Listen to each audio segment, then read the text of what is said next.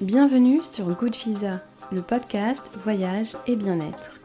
Aujourd'hui, je vous propose d'aller à la rencontre d'Alexandre, un écrivain voyageur. Après un tour du monde à bicyclette avec Sylvain Tesson et une traversée de l'Afrique à pied, Alexandre s'est lancé dans une aventure incroyable, faire le tour de Madagascar avec sa famille. Pendant 4 ans, il a donc traversé l'île avec sa femme, ses enfants, leurs charrettes et leurs zébus. Cet épisode est une invitation à oser l'impossible. Je m'appelle Camille et je vous souhaite une bonne écoute, ou plutôt un bon voyage.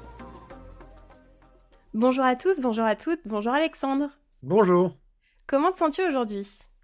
Eh bien, mafinarcha, comme on dit en malgache, très bien. Et je pourrais vous dire salamatsar ou invauvau, comment ça va? Invauvau, c'est quoi de neuf? Genre quoi de neuf, docteur? Et il faut répondre tsimis. Tsimis, rien de neuf. Voilà, c'est comme ça que les malgaches se saluent. Super, parce qu'effectivement aujourd'hui on va parler de Madagascar. Et est-ce que tu pourrais te présenter pour celles et ceux qui ne te connaissent pas, nous dire d'où tu viens, ce que tu fais et ce qui te passionne dans la vie ? Alors moi, je suis écrivain voyageur, documentariste. Je fais des films documentaires autour du monde. J'ai commencé cette vie, cette vocation, avec un tour du monde à bicyclette effectué avec Sylvain Tesson, et écrivain voyageur de renom. C'est notre premier livre à tous les deux. C'est notre première aventure. On avait 20 ans, 23 ans. Moi, j'étais jeune diplômé de Sciences Po, lui, jeune diplômé de maîtrise de géographie. Et on est allé à la découverte du monde avec nos économies en poche et une bicyclette. Donc, on a claqué la porte de chez soi, on a pris notre vélo et direction le sud. Et voilà, ça nous a menés dans 35 pays. On a fait 25 000 kilomètres et pile un an, puisque Sonia, qui était mon amoureuse, ma promise déjà à l'époque, m'avait dit, puisque je l'ai rencontrée juste avant de partir, bah, cette aventure, ce projet précède notre rencontre, donc va, vis, deviens et reviens, mais je te laisse un an, pas un jour de plus. Après si, bah, tu es libre, mais je t'attendrai un an et je te serai fidèle un an. Voilà, et on était là le jour J. Je suis parti un 9 octobre, arrivé un 10 octobre, ou l'inverse, je sais plus, après ce tour du monde à vélo. Ensuite, avec Sylvain, on est reparti dans un cycle d'études, un DEA de géopolitique me concernant et non, de géopolitique pour lui, enfin, géographie et géopolitique, oui. Et puis on est repartis tous les deux dans l'Himalaya, traverser tout l'Himalaya à pied, du Bhoutan jusqu'au Tadjikistan. Donc là, 9 pays, traversés plus ou moins clandestinement, c'est-à-dire qu'on n'avait pas les visas, on n'avait pas les tampons, on avait un passeport, mais on passait dans la montagne, donc pas par des checkposts. Donc parfois on se faisait rétro-valider, et parfois non. Donc on a traversé tout le Tibet clandestinement, et ça c'était une espèce de marche folle, 5000 kilomètres dans tous ces pays, avec 7 kilos sur le dos. Et de là est venu notre modus operandi de légèreté. On est revenu de ça, on a fait un film avec Sylvain, un film qui s'appelle Ils ont marché dans le ciel. Notre livre s'appelle La marche dans le ciel. Le premier livre, Le Tour du monde à vélo, s'appelle On a roulé sur la terre. Et ce sont nos deux premiers livres. Et après, moi, je me suis marié. Sylvain est parti vers l'Europe, les Russes et l'Asie centrale. Et moi, je suis parti avec Sonia vers l'Afrique. Voilà. On a traversé l'intégralité du continent africain, du sud vers le nord, du Cap de Bonne-Espérance, jusqu'au mont des Béatitudes en Israël, qui n'est plus tout à fait l'Afrique, mais qui est la fin du rift africain qu'on a suivi comme étant le berceau de l'humanité, puisque le fil rouge de notre histoire, c'était de rencontrer des paléoanthropologues sur ces sites de fouilles qui sont tous alignés le long du rift en Afrique de l'Est. Le rift étant cette grande fracture de l'écorce terrestre. Et on leur a tous posé à tous cette question, qu'est-ce que l'homme? Qu'est-ce que vous avez trouvé? Est-ce que c'est humain? Est-ce que c'est pas humain? Qu'est-ce que c'est être un homme? Et donc, c'était des questions sur lesquelles on voulait réfléchir en ce début de troisième millénaire. On est parti le 1er janvier 2001, qui était le premier jour du troisième millénaire, et on a marché pendant 3 ans et 3 mois. On m'a dit a posteriori qu'il manquait que 3 jours pour que ce soit une retraite bouddhique parfaite. Apparemment, la retraite des lamas, c'est 3 ans, 3 jours, 3 mois. 3 jours, 3 ans, 3 mois, 3 jours, et nous, on s'est arrêté à 3 jours avant. Zut alors, il va falloir Zut alors, recommencer. pour repartir dans l'autre sens. Donc voilà, traversée de l'Afrique à pied, 14 000 bornes, 12 pays, euh, des rencontres insensées, là, une immense diversité. Dans chaque pays, et parfois, en Tanzanie, il y a 157 ethnies. Donc, donc une extraordinaire diversité et puis une forme d'unité aussi dans l'hospitalité, la joie, la générosité, la gentillesse. On n'est pas revenu ni dépouillé, ni dévoré, ni... On a eu le palu quand même. Et puis après, avec Sonia, on a eu deux enfants et on est reparti à Madagascar, et c'est l'histoire qui nous intéresse, avec nos deux enfants, faire le tour de l'île, 5 000 kilomètres en 4 ans. Et plus ça va, plus les voyages sont longs et lents, avec une charrette tirée par des zébus. Voilà pourquoi, parce que c'est un moyen de transport traditionnel que les paysans ont dans les campagnes. Et comme on voulait s'inculturer, faire de l'observation participante, on a essayé de leur ressembler un petit peu en adoptant cette charrette. Donc on était des drôles de vasas, c'est comme ça qu'on appelle les Blancs à Madagascar, qui prenions le temps au pays du Muramour. Muramour, c'est le doucement doucement. En Tanzanie, on dit pole pole. Et surtout quand on veut faire le Kilimandjaro, il ne faut pas aller trop vite, sinon on a mal à la tête. Eh bien, à Madagascar, c'est pareil. Il faut être Muramura, parce que si on va trop vite, ça heurte la sensibilité des anciens, des esprits, d'esprit des morts et de l'esprit du lieu. Voilà. Donc, c'est pas un pays pour les gens pressés. Super. Et ta passion dans tout ça, qu'est-ce qui te passionne vraiment? Alors moi, pourquoi je voyage et pourquoi je le fais comme ça? C'est parce que je suis curieux. Je suis curieux, je veux savoir ce qu'il y a de l'autre côté de l'horizon et je veux essayer de comprendre le fonctionnement et les dysfonctionnements du monde. Pourquoi, par exemple, Madagascar, en l'occurrence, est devenu si pauvre si vite et que c'est une espèce de descente comme ça que les sociologues, les anthropologues, les économistes observent.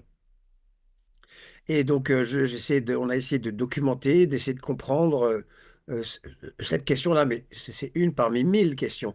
À Madagascar, on a fait une série documentaire de 16 épisodes d'une heure, 16 fois une heure. Donc, c'est un travail, je ne voudrais pas dire sans précédent, mais personne n'a jamais fait ça avant. Donc, en effet, euh, une équipe de télévision, c'est par définition un peu pressé parce que ça coûte cher. Et là, nous étions donc non rémunérés, évidemment et donc libre. Ça aussi, c'est très important comme corollaire, la liberté. Donc curiosité, liberté et oui, l'esprit d'indépendance. Sciences Po, j'ai quitté Sciences Po en fait et j'y suis jamais retourné. Mais en même temps, j'utilise des outils d'analyse que j'ai appris à Sciences Po. Quand même, c'est voilà, et l'étude du monde. Je suis journaliste au long cours en fait. Et mes supports sont des livres et mon article fait 600 pages. Et comme il y a 2 tomes, ça fait 1800 pages. Et comme il y aura 3 tomes, je suis à l'écriture du tome 3 de Madatrek, et ben ça fera 1800 pages. Imaginez le nombre de millions de signes. Et en conférence de rédaction, qui me dirait, non, non, tu dois résumer ça en 2000 signes, s'il te plaît. Mais c'est pour ça que même là, sur 1 heure d'épisode, j'ai tellement de questions, il y a tellement de choses à dire, ça va être compliqué de rester dans cette limite, mais on va faire au mieux. Et j'aime bien parce que ce que tu mentionnais, ça m'avait marqué dans une de tes interviews où tu disais effectivement une des questions, c'était pourquoi Madagascar, qui est si riche en fait comme pays, en diversité, par rapport à sa culture, ses paysages, sa faune, sa flore, pourquoi ce pays est au final si pauvre? Donc effectivement, on en reparlera un petit peu après sur votre engagement dans ce voyage. Et là, peut-être pour revenir à la construction du projet, pourquoi vous avez choisi Madagascar? La question que tout le monde doit vous poser. Alors là, on voulait une unité de lieu et de temps, contrairement à l'Afrique où on avait finalement laissé que des bons souvenirs derrière nous, mais ça avait été une vaste geste très, très furtive, très légère. On faisait 30, 40 kilomètres par jour, c'était un truc de dingue. Donc on ne restait jamais. Là, avec l'unité de lieu et de temps et la charrette, il y avait la lenteur, et de cette lenteur, on espérait tirer une forme de profondeur, avoir des vraies relations et aller en profondeur au fond des choses et tourner tous ces sujets, nous contraignait à nous arrêter et à documenter ce que l'on voulait documenter. Donc il fallait faire des recherches, des études, poser des questions, interviewer, avant d'appuyer sur le bouton play. Donc voilà, voilà pourquoi Madagascar, l'immense diversité. Il y a 18 ethnies. On dit que les Vasas ou les Anatanes, qui sont les Blancs nés sur place et qui ont un statut un peu particulier, on dit que c'est la 19e ethnie. C'est donc une grande diversité et une unité de langue. Ils ont tous, et puis il y a une espèce de fierté nationale et une solidarité nationale qui s'appelle le Fiavanan, une fraternité nationale euh, qui les unit malgré leur diversité. Alors leur histoire a été jalonnée de guerres, de rivalités intertribales, hein, c'est sûr. Et l'époque coloniale a été une sorte de forceps militaire pour contraindre tout le monde à s'entendre. Certains disent qu'au contraire, la colonie a levé certaines ethnies contre d'autres pour dominer. Enfin, ça, c'est un débat c'est un vaste débat qui n'est pas résolu. Toujours est-il que depuis, il y a moins de crises interethniques. Enfin, c'est comme en France, les Bretons ne se foutent plus sur la gueule avec les Normands, enfin j'espère. Et, et tout ça appartient au passé.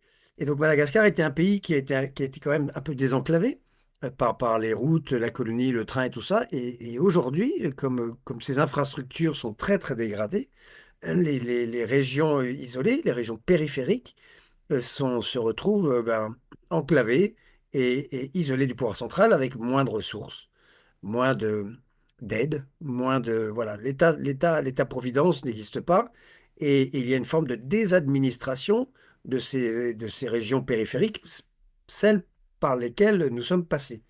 Donc à Madagascar, quand on n'est pas loin d'une route, les gens vivent plutôt bien, hein, on ne meurt pas de faim, il y a des écoles, il y a des hôpitaux, il y a quand même un peu d'infrastructure, même si ça ne marche pas parfaitement bien.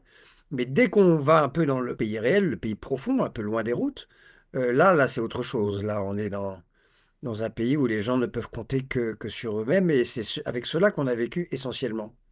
Donc notre vision est un peu biaisée parce qu'on a vécu avec les plus pauvres et les gens, entre guillemets, abandonnés. Mais ça ne nous empêche pas de savoir qu'ailleurs, ça se passe mieux. Il y a mille et une façons de vivre à Madagascar, bah, comme en France, il y a des gens très pauvres, des gens très riches.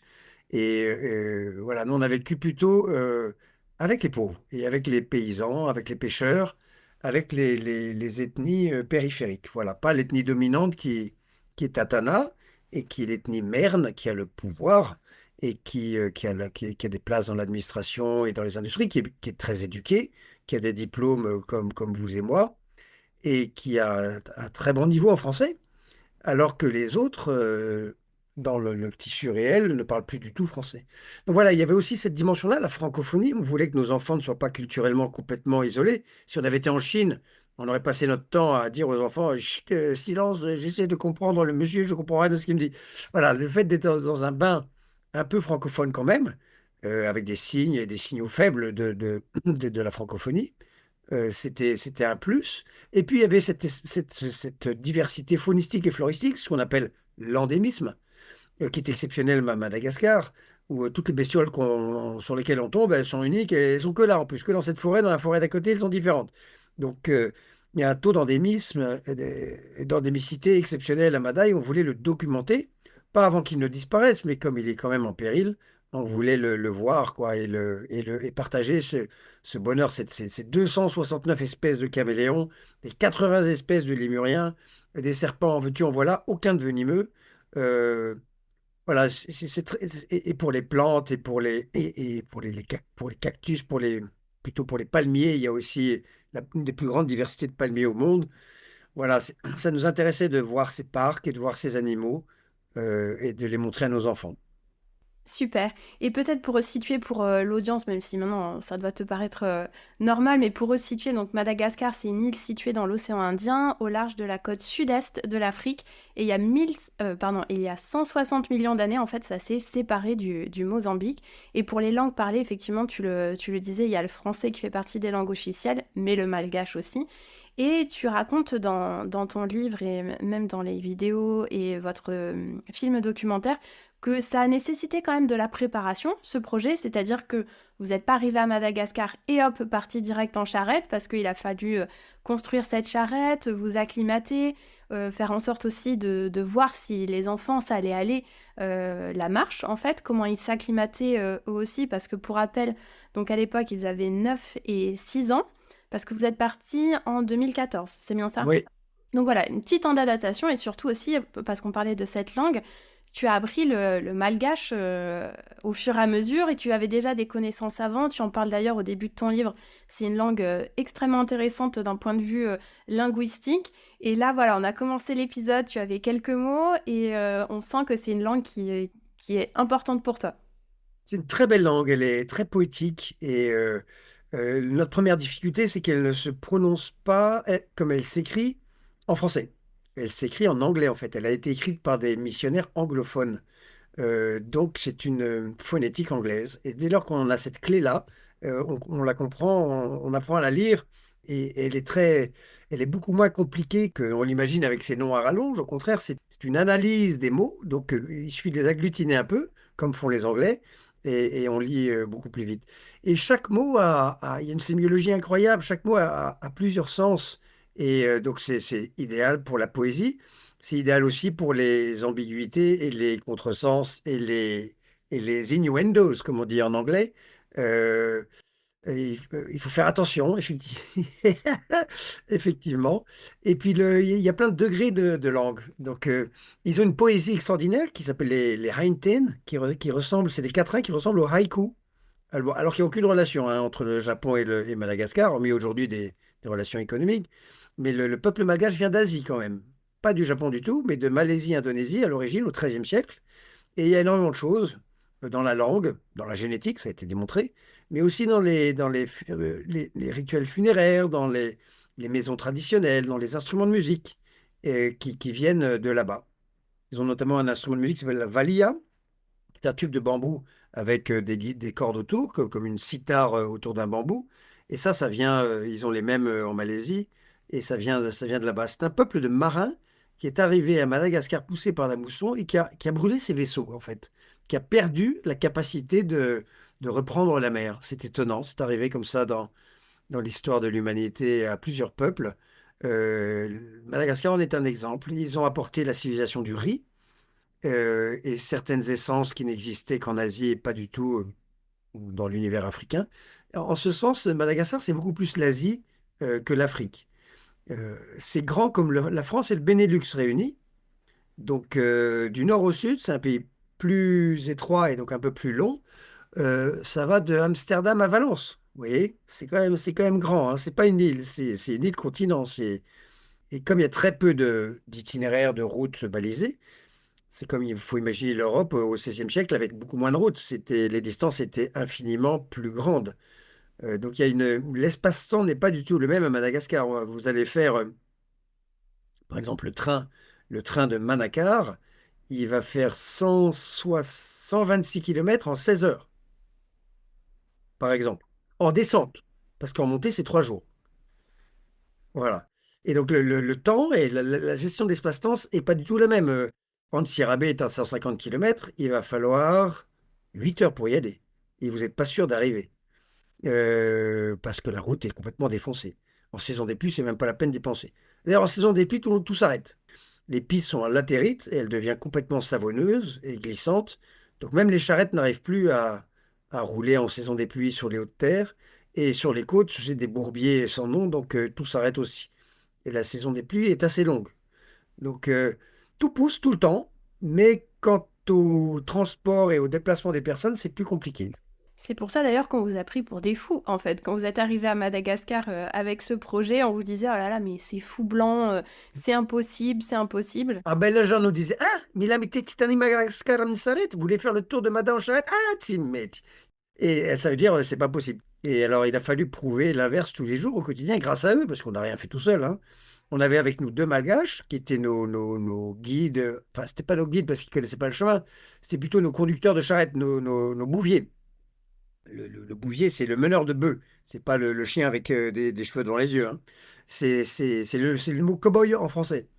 Et donc, on avait 2 bouviers qui nous aidaient à conduire la charrette parce que nous, on devait travailler, filmer et s'occuper de plein de choses. On sait conduire la charrette, on l'a fait, mais voilà, c'était un travail d'équipe. Et en plus, ils étaient nos interprètes, nos ambassadeurs et nos profs de France et nos profs de malgache.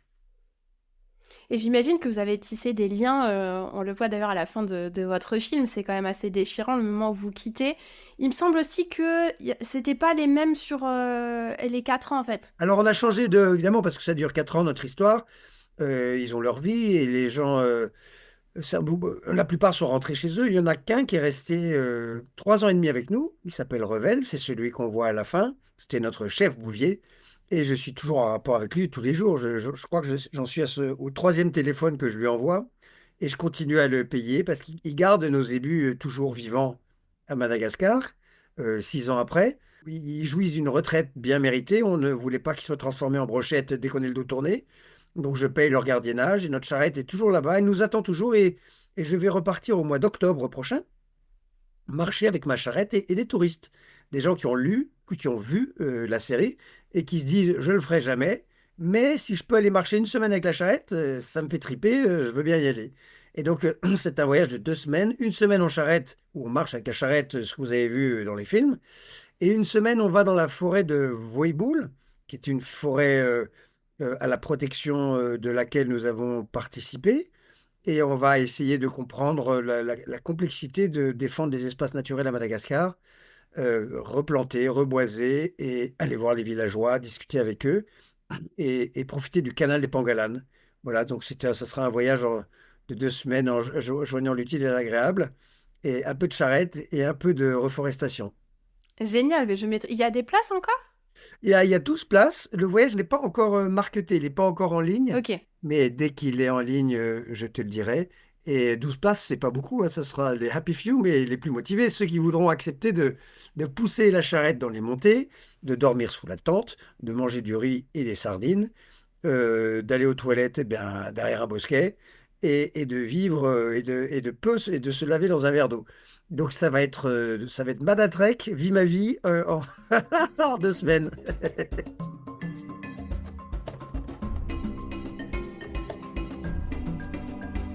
Et justement, donc, cette charrette avec ses zébus, ou d'ailleurs, est-ce qu'on peut parler quand même de ce lien que tes enfants ont tissé avec ces zébus? Parce que c'est... Déjà, je le ressentais dans le livre, mais effectivement, dans les vidéos, c'est assez incroyable, cette connexion qu'ils ont eue, en fait. C'est-à-dire qu'on retrouve les réflexes anciens de nos aïeux qui vivaient avec des bêtes. Il y a 150 ans en arrière, 80% des Français avaient des animaux de trait, que ce soit des chevaux ou des bœufs, et tout le monde vivait à la campagne avant l'ère industrielle. Et tout le monde vivait avec ces animaux. On a retrouvé ces ressorts-là et cette confraternité. Ce sont vraiment devenus des membres de la famille. Et les enfants ont adopté chacun le sien. Et chacun de ces zébus avait une relation particulière avec son enfant mascotte, son enfant chéri. Et ça a fini par des trucs de dingue. Ils réussissaient à monter les zébus qui les adoptaient comme des petits mouglis, quoi. C'était magique. On regardait ça comme ça. Même nos bouviers, même les Malgaches hallucinaient. Ils voient pas ça. Personne fait ça. Et donc, on avait une proximité avec ces bêtes qui dormaient, qui vivaient, qui étaient sans cesse avec nous, qui travaillaient avec nous. Et donc, on les a jamais maltraités parce que c'était eux les patrons, en fait. C'est eux qui tirent la charrette et c'est eux qui fixent le rythme. Et nous, on est derrière. Et donc, on allait à leur rythme, ce qui est moitié moins rapide qu'un marcheur. Donc voilà, ça nous permettait de rentrer au diapason du pays du Mouramour.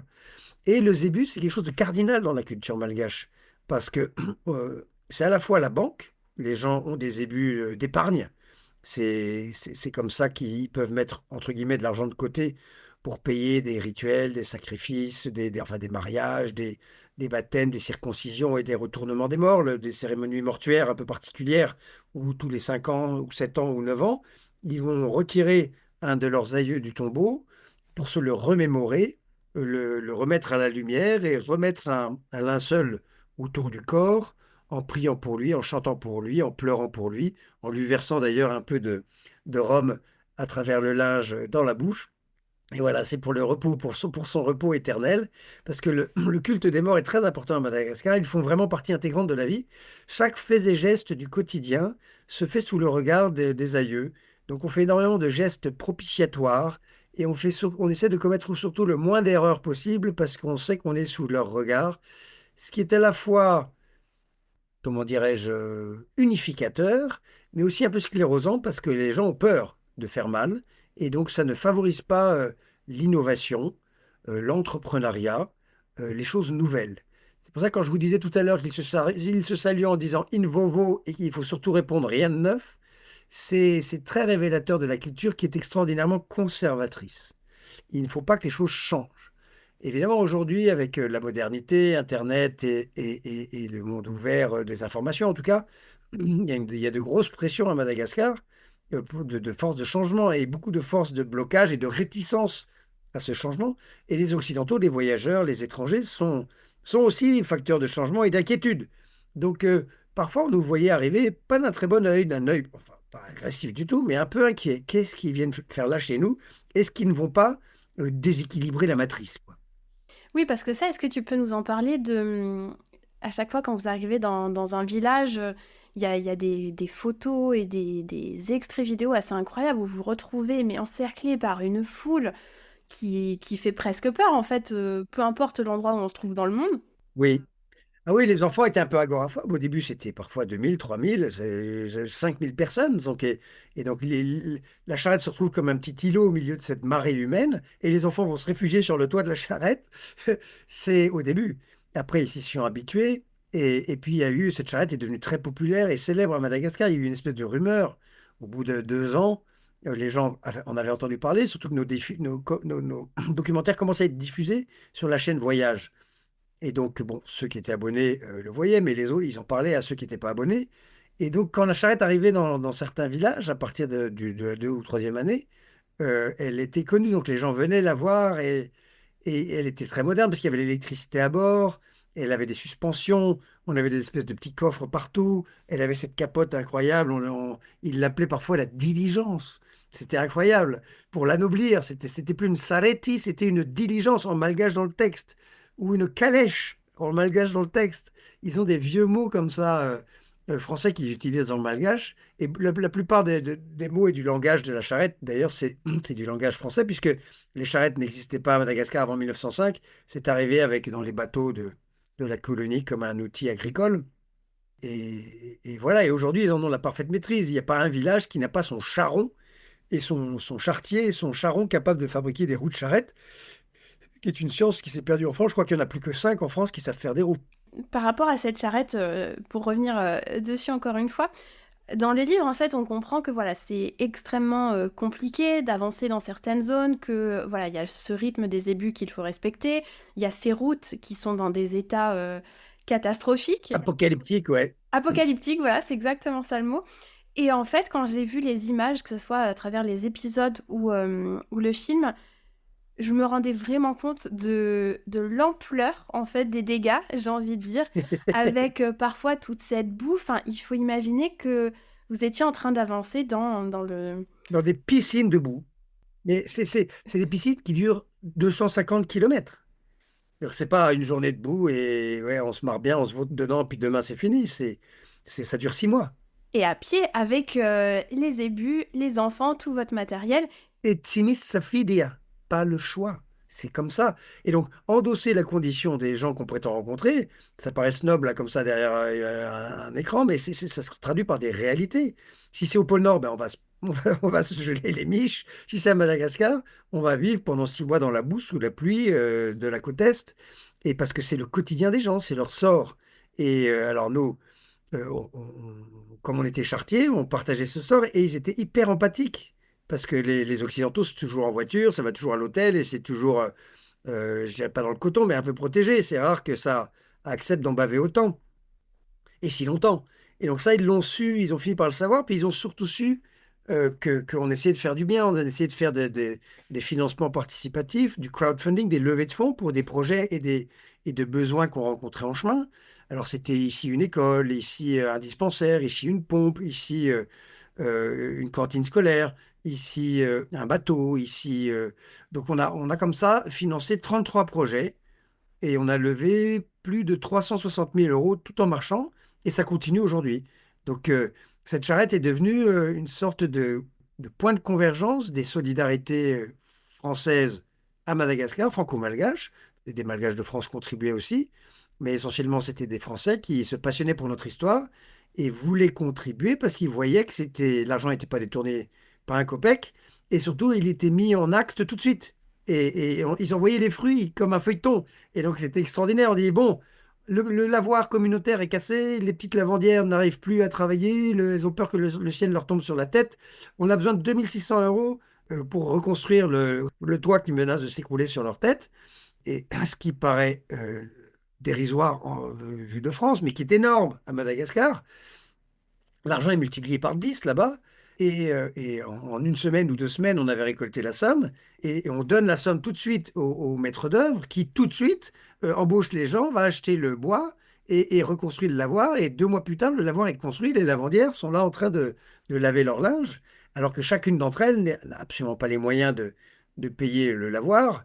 Et se mettre ensemble en association, c'est très compliqué à Madagascar. Et tous les projets qu'on a pu mener, sauf un qui n'a pas, qui a échoué, on a levé 10 000 € pour faire un bloc chirurgical pour un dispensaire de brousse. Quand on a compris que le chirurgien ne viendrait jamais, on a transformé cet argent en citerne communautaire pour apporter de l'eau à toute une ville. Et on a mis un fontainier dont c'est le métier, et il se paye en vendant l'eau aux villageois et il maintient l'installation en état. Parce que si c'est gratuit, les robinets sont volés, si c'est pas surveillé, tout est pété et en 6 mois, votre magnifique citerne avec l'adduction d'eau et tout ça et les bancs de fontaine va plus fonctionner pour plein de raisons. Donc il faut, voilà, la gratuité, c'est souvent contre-productif. Et donc là, il faut, l'eau se vend. À Madagascar, on en achetait souvent avec notre charrette parce qu'on ne savait pas où elle était et on en avait besoin. Donc on croisait des charrettes qui ont des énormes citernes et qui portent de l'eau. Et ben on leur achetait de l'eau pour faire boire nos ébus et pour remplir nos bidons à nous. Voilà. Et tu parles justement de ces vols, tu en parles dans le livre. Je ne sais plus quelle personne dit qu'en fait, que tout le monde vole pendant la nuit, qu'on ne peut faire confiance à personne et que c'est pour ça qu'on ne sort jamais après le coucher du soleil, car seuls les voleurs se déplacent comme des ombres. Est-ce que ça, vous l'avez senti dès le début du voyage ou on vous avait prévenu, j'imagine? On nous avait prévenu, on ne l'a pas senti parce que c'est très furtif. Le vol est universel, hein, les Malgaches n'en ont pas le monopole. On vole aussi beaucoup en France et partout dans le monde. Mais il y a des pays où, plus normatifs, où le vol est carrément exclu et prohibé, hein. Et dans certains pays de l'islam, on ne vole pas, hein. On y perd une main ou la vie. À Madagascar, le vol se fait à condition qu'on ne soit pas pris. Et si on est pris, on paye pour tout le monde. Il y a une dimension de bouc émissaire. Et donc, les gens ont très peur de se faire voler, donc ils ne se font pas beaucoup voler. Comme on sait que c'est là, il y a peu de vols, en fait. Et si on se fait voler, c'est de sa faute. Et donc, il faut surtout pas se plaindre. Parce que si on se plaint, on est deux fois ridicule. D'abord de s'être fait voler, et ensuite parce qu'on crée le scandale. Et oui, c'est étonnant. Et donc, c'est celui qui se fait voler qui est coupable à Madagascar. Et c'est pour ça aussi qu'il, si j'ai bien compris, il laisse rien traîner dehors, en fait. Voilà, ils laissent rien traîner dehors. On a l'impression de traverser des villages fantômes parce que la nuit, ils rendent tout. Les pilons, les mortiers, les outils agricoles, les vaches, les poules, les canards, les machins. Tout est fermé chouam, derrière les volets. Et c'est étonnant. C'est comme ça. On ne porte pas de jugement de valeur. C'est leur façon de fonctionner. Ils ont des dictons qui se moquent de ça, hein. Je prie le dimanche et je vole le lundi, hein. Et on parlait aussi au début que vous avez beaucoup côtoyé, on va dire, cette pauvreté avec... bah voilà, à un moment, vous êtes avec une infirmière, vous voyez des bébés avec des enfants squelettiques, où c'est... Voilà, on aperçoit quelques images, c'est dramatique. Tu parles dans le livre du seuil de pauvreté qui... Alors au moment où tu l'écris, tu parlais de 1,9 € par jour. Et pour information, en France, tu expliques que le seuil de pauvreté, c'est 33 € par jour. Et dans un village, tu calcules que c'est 0,34 centimes par jour. Bah, c'est-à-dire que le salaire d'un ouvrier agricole, d'un pêcheur, c'est 1 € à la journée, à travailler 10 heures comme un fou. C'est juste dément. Et les PPN, les produits de première nécessité, je ne sais pas, le sel, l'huile, le riz, et ces choses-là, c'est un cours mondial. C'est pas moins cher là-bas. Donc c'est cher, c'est très cher pour eux. Donc ils se nourrissent au jour le jour de la paye du jour. Ils sont incapables de mettre de l'argent de côté. C'est très compliqué de vivre à Madagascar. Et ils travaillent d'arrache-pied, hein, c'est le cas de le dire. Euh, donc la vie est dure. Et là, on a participé à 2 missions médicales Armada. Là aussi, il y a des professionnels de santé qui nous écoutent et qui sont intéressés de vivre la plus belle aventure qui soit. Engagez-vous auprès de Armada, vous trouvez ça sur Internet. C'est des missions médicales qui durent 10 jours. Et c'est des bateaux qui descendent le long d'un fleuve qui s'appelle le Tsiribine et qui remontent le canal des Pangalan et qui soignent dans 4 ou 5 villages le long de ces cours d'eau. Et là, à chaque fois, il y a 400, 500 personnes qui viennent avec des pathologies insensées. Et il y a en effet des enfants dénutris, souvent parce que leur mère est morte, c'est des orphelins, et qui sont apportés par les familles dans un état parfois critique. Mais il y a un programme EVASAN, d'évacuation sanitaire, qui est financé par Armada maintenant, et qui a de très très bons résultats. Et ces gens-là sont bien mieux pris en charge dans des hôpitaux dans des grandes villes à Madagascar plutôt que de faire de la médecine de brousse, quoi, et de la médecine d'urgence. Donc ça aussi, on a participé à ces choses-là, on les a filmées, puis ça a été des expériences très fondatrices pour nous. On a fourni un rayon X pour des religieuses qui s'occupent de lépreux à Farafangan. Leur machine était cassée, c'était un vieux truc des années 60 qui avait été donné par l'Espagne. Et donc voilà, on a trouvé un rayon X à La Réunion et on l'a fait installer. Ça nous a coûté 35 000 euros quand même. On a trouvé une association partenaire pour nous aider à compléter le budget. Et voilà, les projets étaient sans cesse plus gros. On a fini. Notre dernier projet, ça a été la construction d'une maternité. Si on m'avait dit que je construirais une maternité, j'y aurais jamais cru. C'était pas du tout dans notre projet de faire le tour de Madagascar et de filmer. Mais voilà, on n'a pas pu s'en empêcher. Ça a rajouté du sens, s'il en était besoin, à nos tours de roue. Et ça nous a donné aussi, voilà, c'était une carotte. C'était passionnant de participer à ça et ça nous motivait en plus. Et donc, la maternité, on a perdu nos parents. Moi, on a perdu le papa de Sonia pendant qu'on marchait. On a perdu ma maman. Donc, c'était aussi des épreuves qu'on avait. Et voilà, ça a permis de transformer cette souffrance en solidarité. Et, et ça, les Malgaches l'ont su. Et donc, évidemment, on avait leur bonne grâce. Ils nous remerciaient. On était assez. Cette charrette, cette histoire était populaire parce elle était profonde, elle était longue. 4 ans, les gens ont eu le temps d'entendre parler de nous et de nous voir passer devant chez eux. Et puis, ils ont vu les projets solidaires qui ont été semés derrière nous.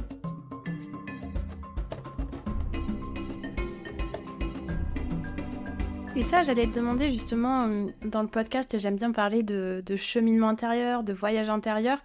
Là, au cours de ces 4 années, comme tu l'évoquais, il y a eu malheureusement effectivement ces deuils et tu dis ça vous a réconcilié avec la vie, mine de rien, de les avoir vécus au cours de cette aventure. Est-ce que tu as senti, voilà, au cours de ces 4 années que voilà, votre vision du monde, j'imagine, avait changé? Vous avez vu vos enfants évoluer en plus de ça, donc c'était une sacrée aventure intérieure aussi. Nous, on a été très heureux. On n'avait rien. On était peut-être les plus riches parmi les plus pauvres, mais on n'avait pas grand-chose. On n'avait rien dans cette charrette. On a vécu en mangeant du riz et des sardines pendant 4 ans, en alternance avec des spaghettis corned beef. Donc, on a appris la sobriété heureuse. On l'a vécu. Et donc, on n'est pas inquiet. Tout peut s'écrouler. Là, cet hiver, on n'a pas eu de chaudière pendant 3 semaines parce qu'elle est tombée en panne. Il faisait 4 degrés dans la maison. Eh ben, Tsimanin, en malgache, Tsimanin, c'est pas grave. Hakuna Matata, en swahili. Voilà, on sait le dire dans toutes les langues, c'est pas grave. Et donc, voilà, on s'adapte. Et donc, on vivait pas pressé. Et puis, tant qu'on était ensemble, qu'on s'aimait, qu'on n'était pas rejetés, je crois que la pire des souffrances, c'est le rejet, le racisme, la haine, la violence. Et comme on n'a pas été victime de tout ça, on était heureux. On était heureux de peu de choses, mais on était heureux parce qu'on était dehors, parce qu'on était ensemble, parce qu'on découvrait, parce qu'on avançait, parce qu'on était porté par cet enthousiasme, par ces foules joyeuses et curieuses et par ces enfants. On a vécu pendant 4 ans avec des enfants et qui font du bruit et qui sont tapageurs. Ben, on a vécu dans cette ambiance-là pendant 4 ans, quoi. Oui, parce que vous y étiez tout le temps ensemble, vous dormiez tout le temps tous les quatre, jamais séparés. Ah ben, on a dormi à 4 dans 4 mètres carrés pendant 4 ans. 4 mètres carrés, c'est la taille d'un leaking size. C'était la taille de notre tente. Donc on avait chacun une bande d'1 mètre carré en fait.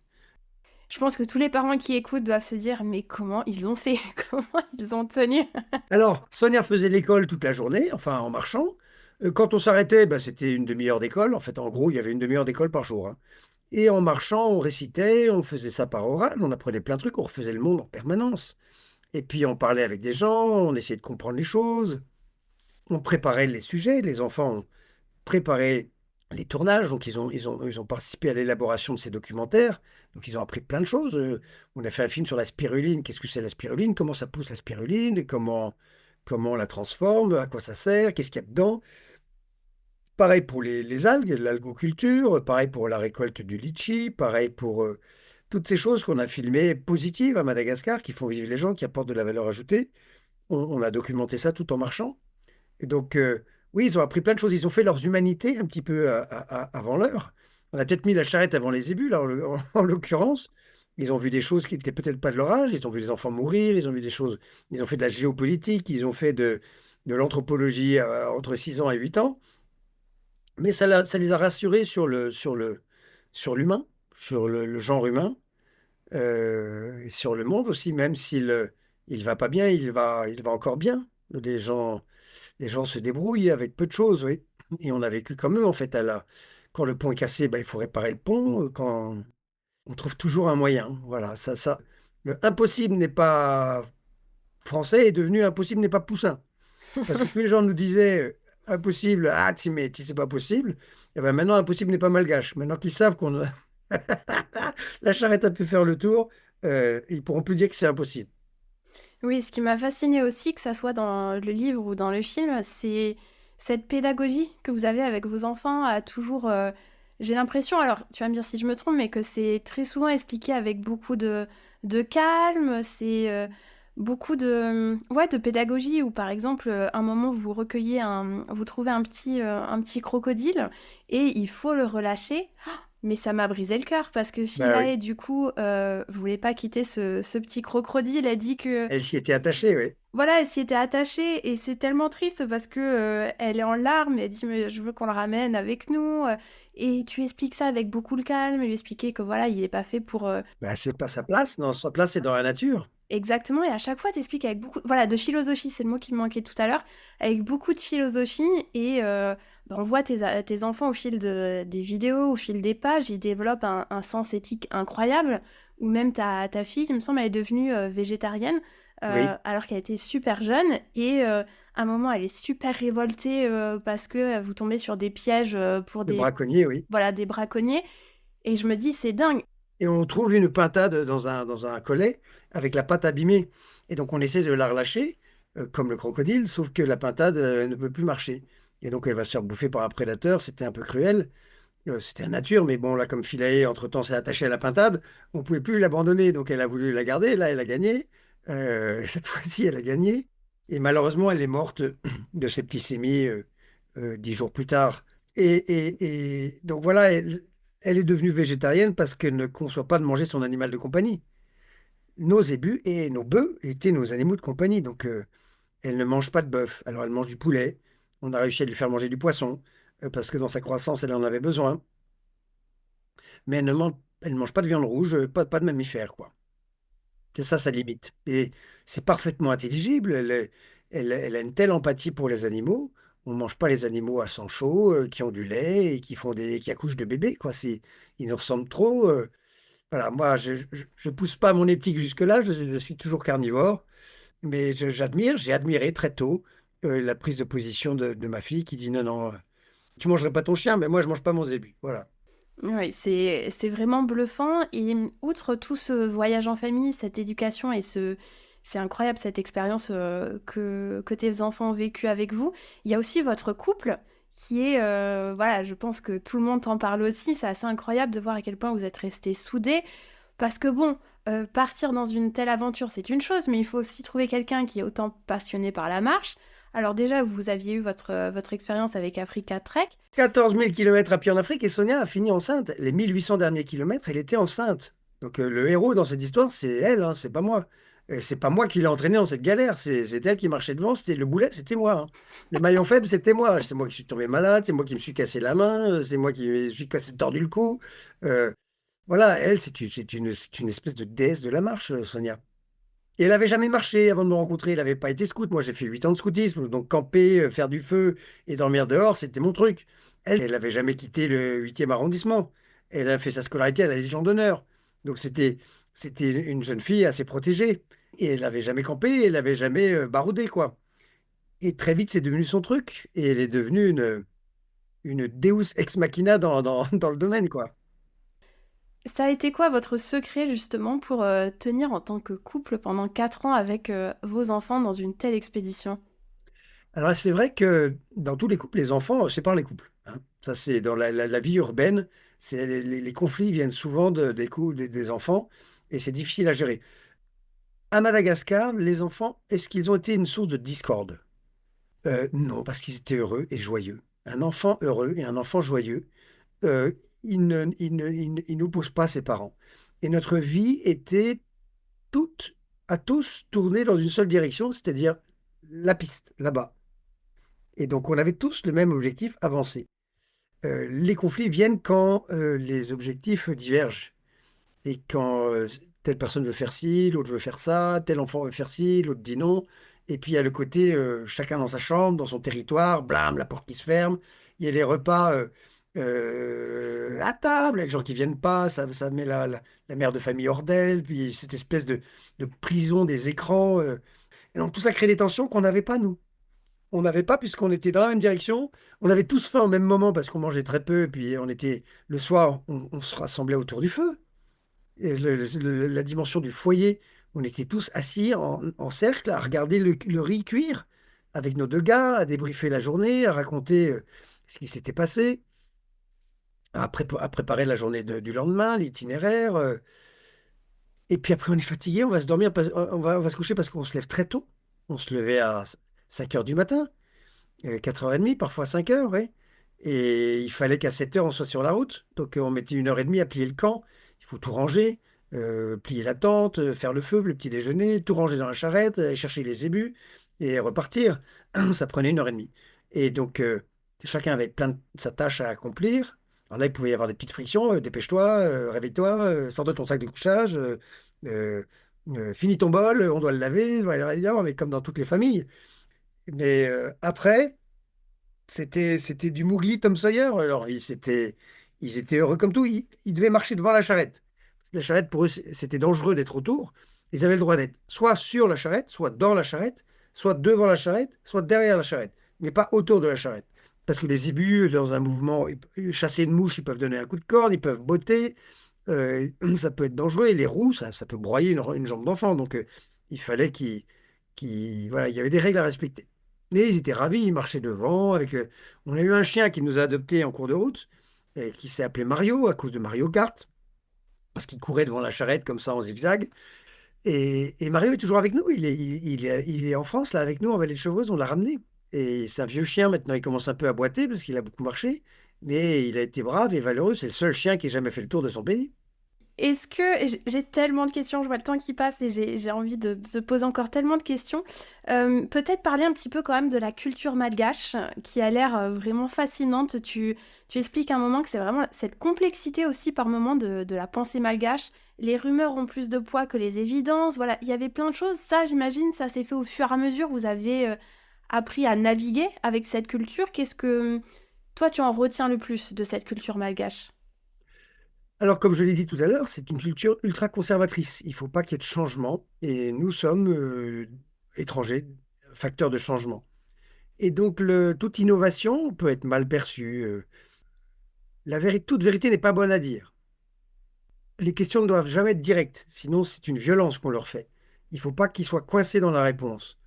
Euh, il faut avoir des questions ouvertes, il faut décrypter ce qu'on nous dit.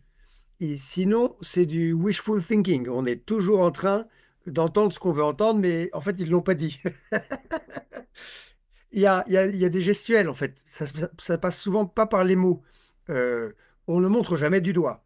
On doit toujours plier le doigt, parce que c'est une insulte de montrer le doigt. Le tu à Madagascar. Et donc, on ne parle jamais directement. C'est l'inverse de la culture américaine, où on se parle droit dans les yeux, on se serre la main et on fait un deal. Ouh là là, ça se passe pas comme ça. On doit faire des cabars. Des cabars, c'est des discussions circulaires où on va mettre sur la table tout, toutes les problématiques et surtout, il ne faut pas décider. Parce que décider, ça, c'est faire un choix. Et faire un choix, c'est prendre un risque. Et le risque de se tromper et de contrarier les ancêtres. Donc, on parler suffit. On ne prend pas de décision. Et si la décision est prise, c'est par le plus vieux. Jamais un jeune veut imposer son idée, ça ne marche pas. C'est la cata. Donc, toute décision doit être absolument consensuelle. C'est jamais la volonté d'une personne. Donc, on ne peut pas sortir de la tête du lot. C'est très compliqué à Madagascar pour les Malgaches. Pour un étranger, c'est possible. D'ailleurs, la plupart des investisseurs sont étrangers parce qu'ils prennent des risques, ils mettent des billes. Pour des Malgaches, ça va être beaucoup plus difficile. Euh, les gens très éduqués à Madagascar iront en priorité vers des postes dans l'administration. Le rêve, c'est de devenir ministre, c'est de devenir fonctionnaire. C'est pas de devenir entrepreneur, malheureusement. Alors que le pays a besoin d'énormément d'entrepreneurs. Il y a tout à faire et tout à inventer. Et il y a un marché incroyable. Il y a tout à faire. Donc ça vient avec les nouvelles générations, hein. Ce que je dis, de toute façon, est moins vrai dans 5 minutes parce que déjà, tout change. Donc évidemment, ça prend cette direction-là, mais pas dans les campagnes où l'innovation n'arrive pas. Et d'ailleurs, c'est très beau. C'est très beau parce que il n'y a pas de tôle ondulée, ils font toujours des toits en chaume. Et tant mieux d'ailleurs. Et les maisons sont toujours en terre. Et vous voyez des photos de villages malgaches, c'est les mêmes que celles en noir et blanc du début du siècle. Donc dans les villes, c'est différent évidemment. Mais dans les campagnes, quand on a une idée nouvelle pour faire mieux, pêcher mieux, planter mieux, faire du riz mieux, cette idée va être très très difficile à imposer. C'est impossible, mais à inspirer, c'est très difficile. Donc les ONG, l'aide humanitaire, l'aide internationale se cassent vraiment les dents sur ce conservatisme euh, systémique. Et alors après, le culte des ancêtres fait qu'il y a plein de tabous, il y a plein de ce qu'on appelle des fades, des interdits. Ça s'écrit fadi, F-A-D-Y, et qui sont des héritages locaux qu'il faut absolument pas essayer de rationaliser. C'est comme ça, c'est tout. Euh, chez les Sakalaves, on n'a pas le droit de rire et de manger du miel en même temps. Sinon, il va t'arriver malheur. On n'a jamais le droit de traverser une rivière avec un t-shirt rouge. Sinon, tu vas te noyer. Et si tu te noies, ben, bien fait, c'était de ta faute, il fallait pas transgresser ces interdits. Alors, les Malgaches entre eux ne transgressent jamais les interdits. Alors, les touristes, les étrangers essaient de respecter la règle, sinon ce sont des abrutis. Mais quand il leur arrive malheur, les gens disent, bah oui, il n'a pas jeté une piécette à la sirène.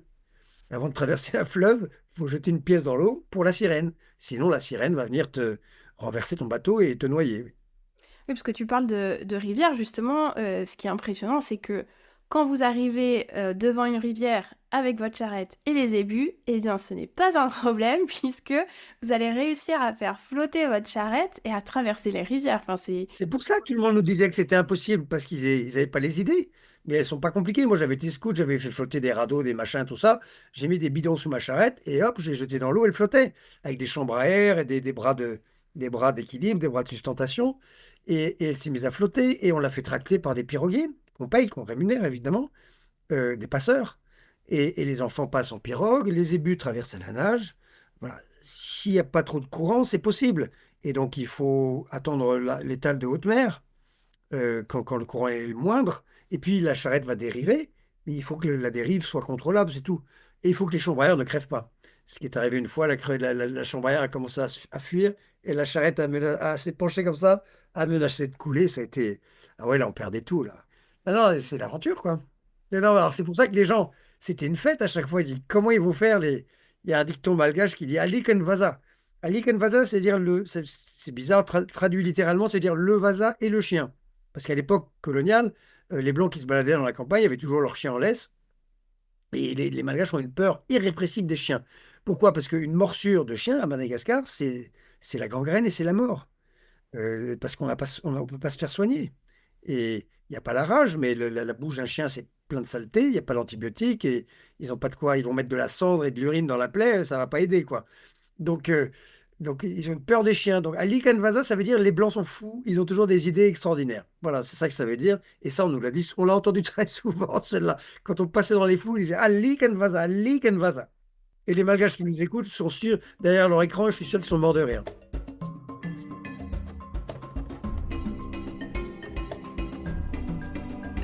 Et est-ce qu'il y a un dernier élément de la culture malgache qui te semble important de mentionner? Bah, alors, le respect des ancêtres, c'est quelque chose de très beau. Le Famadian, le retournement des morts, on y est allé sans les enfants parce qu'on pensait que ça serait gore. Eh bien, pas du tout. C'est fait dans le respect, dans les règles. Aujourd'hui, c'est encadré par la loi. Il y a le gendarme qui est là, le maire qui est là, le président de Fuktan qui est l'autorité locale administrative. Et les familles font ça dans l'ordre et avec beaucoup d'émotion. C'est une sorte de Toussaint XXL et que j'ai trouvé très très belle. Et donc ça nous rappelle la fidélité aux valeurs familiales, à la croyance de nos ancêtres. Les Malgaches sont très croyants. Il n'y a pas de matérialiste athée à Madagascar. Tout le monde croit en quelque chose. Il y a ce millefeuille, comment on appelle ça, religieux, où le culte des ancêtres, les cultes anciens de Zanahar. Zanahar, c'est l'esprit, un peu ça, le christianisme l'a inculturé très vite. Donc, ils sont tous chrétiens à Madagascar. Il y a une minorité de 6 à 8% de musulmans et qui vivent que dans les villes, à la fois des Comoriens, parce que les Comores sont pas loin, mais aussi des gens qui viennent du Pakistan. Donc, il y a quelques hindous, il y a quelques musulmans qu'on appelle les Karanes. Ils sont des Malgaches, mais ils sont d'origine indienne. Et puis tout le reste est chrétien, donc il y a 40%, 40-45% de catholiques, et le reste, 50, 40, en fait la même chose, 45%, peut-être 50% de protestants. Et donc le fait religieux est très important à Madagascar. Tous les dimanches, tout le monde est fourré au temple ou à l'église. Et les gens sont endimanchés d'ailleurs, comme on faisait chez nous à l'époque, avec des robes de satin, on dirait qu'ils vont se marier. Et les hommes mettent des beaux costumes en velours ou moirés, enfin des trucs incroyables. Et ils chantent, ils passent 3 heures là-dedans à chanter comme des anges. Et c'est très beau, c'est structurant, c'est très structurant dans leur culture. Donc ça aussi, c'est plutôt, admirable, on trouve ça merveilleux. Là où ces choses-là se perdent un peu chez nous, euh, ça, c'est quelque chose de fédérateur. Super, bah tu vois, ça ressortait pas des recherches que j'avais pu faire, mais c'est pour ça que j'adore faire ces épisodes pour avoir vraiment l'expérience sur place. Peut-être là, on arrive progressivement sur la fin de l'épisode. Évoquer un petit peu les paysages pour faire rêver l'audience. Alors, on va pas pouvoir évoquer tous les paysages que vous avez traversés, parce qu'effectivement, si vous avez vu des choses magnifiques, mais peut-être, allez, disons, les trois paysages qui t'ont le plus marqué. Ah non, 3, c'est impossible.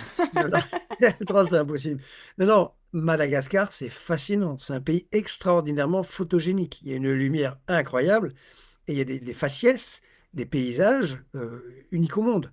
Je pourrais évoquer les Tsing. Les Tsingi, ce sont ces cathédrales de calcaire qui ont été sculptées par les pluies acides il y a 60 millions d'années et qui sont des isolats, des biotopes hallucinants. On trouve que des bestioles qui ont été séquestrées là et qui ont eu qui ont évolué que là. Et donc c'est fascinant de voir ça.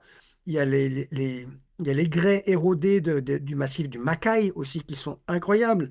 Il y a le massif de l'Ichal aussi, où là, les grès sont tellement érodés qu'ils ont des formes chimériques.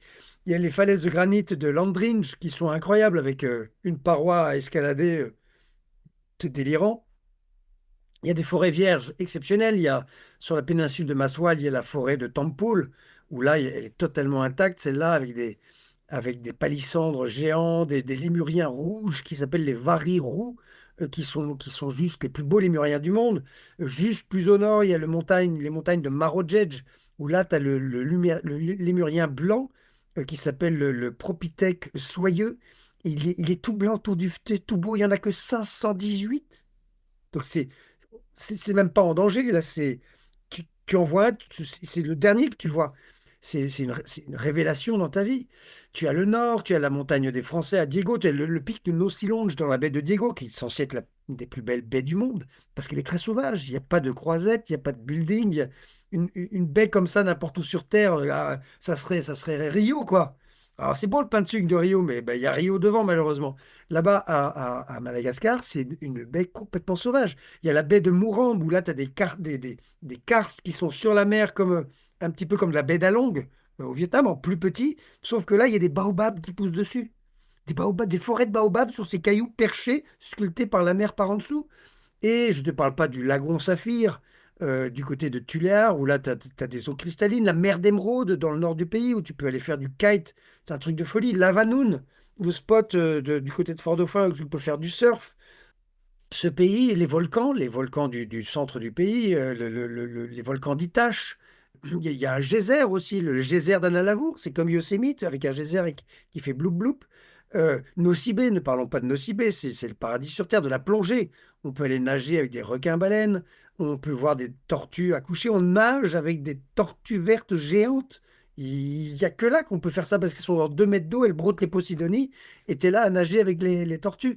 Tu peux faire il y a il y a des gréements traditionnels, des felouks, il y a des boutres qu'on a, qui sont d'anciennes goélettes bretonnes. Tu peux faire les Vèzes, le peuple Vèze, le long du lagon Saphir. On ces voiles et ces pirogues hyper effilées et très efficaces. Il y a tous ces baobabs absolument géants. L'allée des baobabs, évidemment, que j'aurais dû commencer par elle. Elle est extraordinaire. Il y a 8 espèces de baobabs à Madagascar. Ceux du nord sont rouges, les rubrostipa. Euh, voilà, c'est insondable en fait. On y passe une vie. Il y a le premier explorateur français en 1870 a exploré cette île. Il s'appelait Alfred Grandidier. Il a mis 3 4 ans comme nous à faire le tour et aller un peu partout. Il n'avait pas de charrette. Mais il y allait avec une démarche très moderne. À l'époque, c'était sans porteur. Ils étaient une petite équipe de 5. Et il a passé le reste de sa vie à documenter tout ce qu'il avait, tout ce qu'il a vu. Il a écrit l'histoire générale de Madagascar en 40 volumes. Il a donné son nom je sais, je crois, à 120 bestioles et à 120 plantes, pardon, et à 68 bestioles. Donc voilà, on est très modeste par rapport à lui, mais entre lui et nous, il n'y a pas eu ce genre d'exploration exhaustive de tous les coins du pays. Donc moi, avec mes 1800 pages, 3 fois 600 pages, c'est très modeste à côté d'Alfred Grandidier, mais ça s'inscrit en tout cas modestement, sous son ombre et dans ses pas. Ça y est, je suis partie très loin là, toute cette palette de couleurs, toutes ces espèces aussi, tu en parles beaucoup dans le livre, dans les vidéos, parce que voilà, on voit tes enfants, ils ont... Alors oui, les serpents ne sont pas venimeux là-bas, mais quand même, tes enfants qui sont là, approcher le bois, comme si tout allait bien, enfin... Ah, ils attrapaient les serpents tout le temps. Parfois, ils se faisaient mordre, mais c'était pas venimeux. Ah oui, non, c'est vraiment bluffant. Et peut-être, je me pose la question aussi parce que de, je ressens cette impression que c'était un peu cette île du paradis, mais est-ce qu'il y a eu quand même peut-être des moments où vous avez eu peur ou peut-être vos plus grandes difficultés au cours de ces 4 ans? Bah, c'est-à-dire qu'à Madagascar, il y a une tradition qui consiste à voler les zébus. Il y a des voleurs de zébus qu'on appelle les dahal, et ça fait partie du rituel initiatique de certaines ethnies, notamment les Sakalaves, qui vont voler les zébus chez les autres. Et c'est comme ça que les garçons sont initiés. Alors, à l'époque, ça se faisait plutôt en bonne intelligence, où tu allais voler les zébus du voisin, puis les chefs se mettaient d'accord, et le lendemain, et la semaine d'après, ils revenaient voler les zébus dans l'autre sens, et tout le monde était initié. Aujourd'hui, c'est plus du tout ça, c'est la mafia de la viande, avec des compromissions, je ne sais où, qui fait que ça débouche sur des morts, c'est triste. Et nous, on avait des zébus. Et donc, forcément, ça a suscité un peu la convoitise. Et on est tombé dans 3 embuscades de voleurs de zébus. Et il a fallu s'en sortir en faisant rire, en montrant notre travail, les magazines. On faisait des photos dans Paris Match, donc on montrait les magazines. Et on leur demandait, ah, est-ce qu'on peut vous prendre en photo? Ils disaient, non, non, pas de photo. Alors, on essayait de rire. Ils voulaient nous prendre nos zébus. On leur disait, mais non, vous n'avez pas le droit de voler nos zébus parce que ce sont des zébus de travail. C'est un fade dans votre culture de voler les zébus de travail. Vous n'avez le droit de voler que les zébus capitales.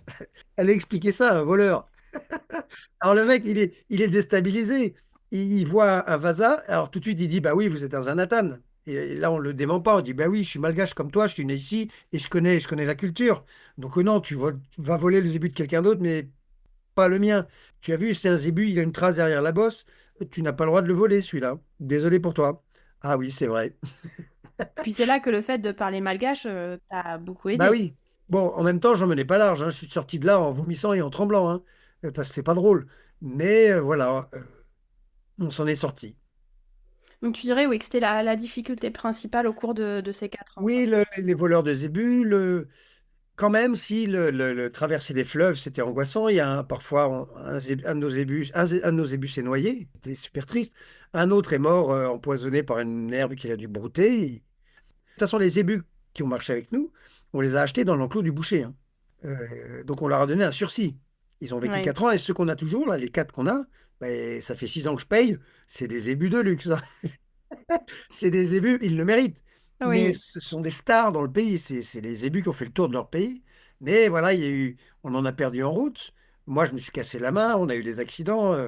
Quand je me suis cassé la main, que la charrette était dans une zone complètement reculée, la piste était pourrie, que j'ai dû me faire évacuer sanitaire à La Réunion. Il a fallu attendre un mois que je puisse repartir. Là, on s'est dit, le voyage va s'arrêter. Surtout repartir, c'était très compliqué. Quand on est reparti, les zébus se sont blessés. Euh, Là, il y a eu des moments de doute, évidemment. Ça n'a pas été. On n'a pas foulé une brassée de pétales de rose, quoi. Il y a eu aussi des épines. Que les gens se disent pas, mais ils ont vécu 4 ans fantastiques. Non, non, il y a eu voilà, ces deuils qui vous ont éprouvé pendant ce voyage aussi. Il y a voilà, toutes ces histoires avec les Ah ébus. ben, il faut aller voir. De toute façon, allez voir les 16 épisodes. Ils sont en libre accès sur YouTube, sur la chaîne de notre producteur qui s'appelle Gédéon Aventure. Et ils sont libres d'accès. Les 16 épisodes vous donneront exactement l'exacte nature de ce qu'on a vécu, hein. Et tout est vrai là-dedans. Il n'y a rien de falsifié. Il n'y a pas d'équipe de télé qui nous a rejoints. On a tout filmé nous-mêmes. C'était moi le pilote de drone. On mettait des GoPros partout sur la charrette. Et quand on est tous à l'image, c'est que la caméra était sur un trépied, que j'avais enclenché le retardateur et que je cours en tous sens pour à la fois mettre la caméra en amont, puis aller la récupérer une fois que la charrette est passée. Donc non, j'ai fait que courir dans tous les sens. Et dans le sable, c'est fatigant. Voilà, tout n'était pas rose dans cette aventure. Donc tu le montres dans le film, c'est quand même dur de passer à autre chose quand c'était aussi engagé. En plus, quand vous êtes arrivé à la fin de ce périple, on vous fait toute une sorte de cérémonie qui... Voilà, je n'en dis pas plus pour celles et ceux qui découvriront.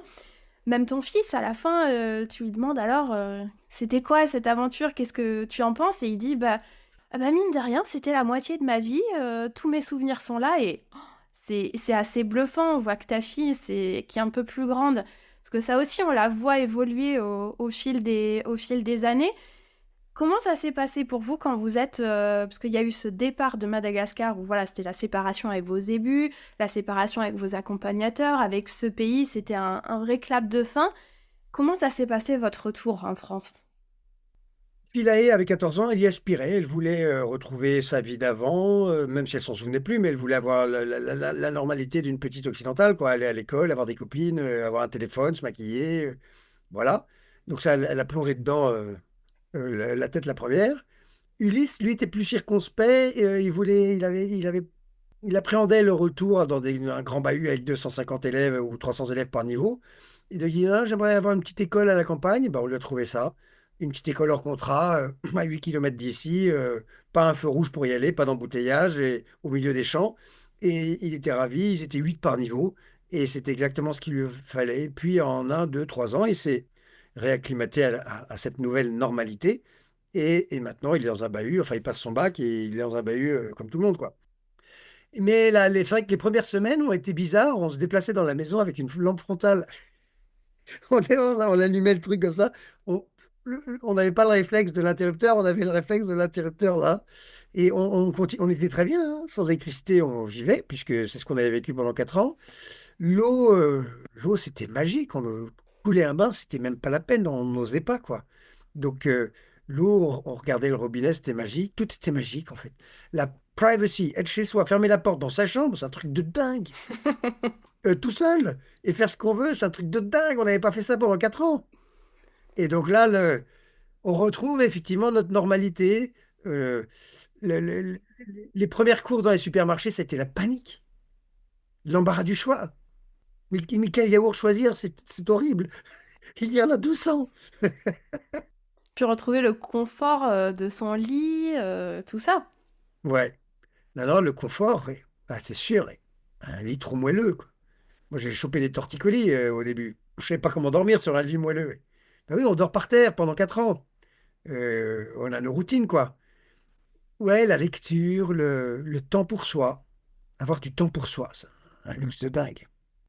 Et pendant 4 ans, on n'a pas vraiment eu de temps pour nous. Même quand on marche, c'est qu'on a du temps, mais il faut il y a la charrette, il faut toujours l'aider, la progression, les enfants, est-ce que tout va bien, qu'est-ce qu'il y a devant, le péril, le machin. On était toujours un peu en tension, quoi. Est-ce qu'aujourd'hui, ça te manque, Madagascar? Ah oui, Madagascar me manque, c'est pour ça que j'ai le projet d'y retourner en octobre prochain et y remarcher avec ma charrette. Ma charrette me manque. Le cloc-cloc, cloc-cloc, cloc-cloc de la charrette me manque. Le pas des ébus, aussi ce nomadisme, cette dynamique.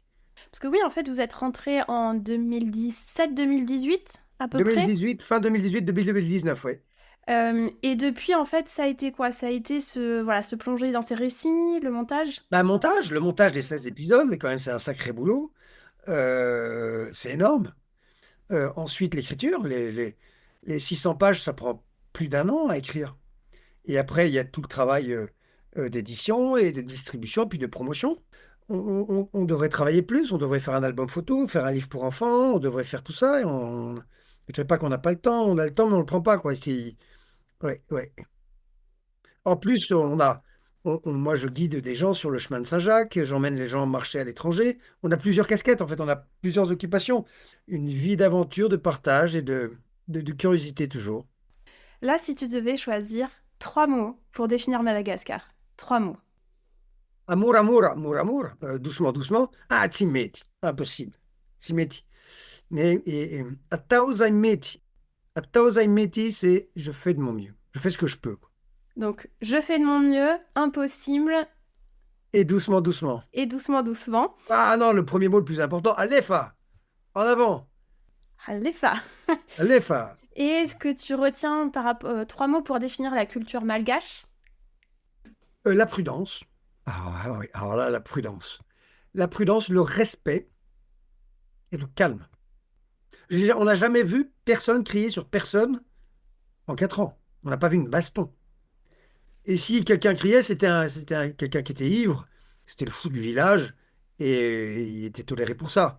Mais une vraie colère, avec des gens qui se tapent dessus avec des bâtons, on n'a jamais vu. Donc la violence, elle est, là encore, elle est la nuit, elle est indirecte, et on ne sait jamais qui a commis la violence. Voilà. Mais ne retenons pas ça. Retenons le calme, le respect et la prudence. Ouais. Calme, respect et prudence. J'aime beaucoup. Et en une phrase, c'est quoi pour toi le voyage? La découverte, la curiosité. Les plus beaux pas sont ceux qu'on fait vers les autres. Quelle conclusion. Qui résume aussi très bien ta vie, tes aventures. Et bien évidemment, je mettrai dans la description de l'épisode les liens pour tes livres, pour la chaîne YouTube. Il y a ton site aussi. Eh ben, retrouver les films sur YouTube, c'est surtout ça qui est intéressant. Pour voir en images tout ce que j'ai essayé de vous raconter. Voilà, et tous les épisodes, il y a de quoi faire plutôt que de regarder la dernière série Netflix. Il faut regarder ces épisodes. Ce que je pourrais vous dire, c'est Miarakamnao. Miarakamnai, ça veut dire venez avec nous dans la charrette. Et comment on dit merci beaucoup? Misaocha. Misaucha. Parfait. Eh bien écoute, Misaucha Alexandre, encore merci pour tout et à bientôt j'espère. Simis Safidia, de rien du tout. À bientôt. À Velum, à bientôt. Merci à vous, merci pour votre écoute. J'espère que cet épisode vous a plu, qu'il vous a permis de vous évader et de vous ressourcer. J'ai besoin de vous pour que l'aventure Good Visa continue. Vous pouvez vous abonner sur votre plateforme préférée afin de suivre les nouveaux épisodes. Si ce n'est pas déjà fait, vous pouvez laisser 5 étoiles et un avis et même en parler autour de vous. Il y a aussi le compte Instagram Good Visa Podcast, tout attaché, que vous pouvez suivre où je poste régulièrement des photos et des vidéos pour illustrer les épisodes. Ça me touche énormément quand je reçois vos retours, alors vraiment n'hésitez pas à me faire un mot. Merci à vous, à bientôt.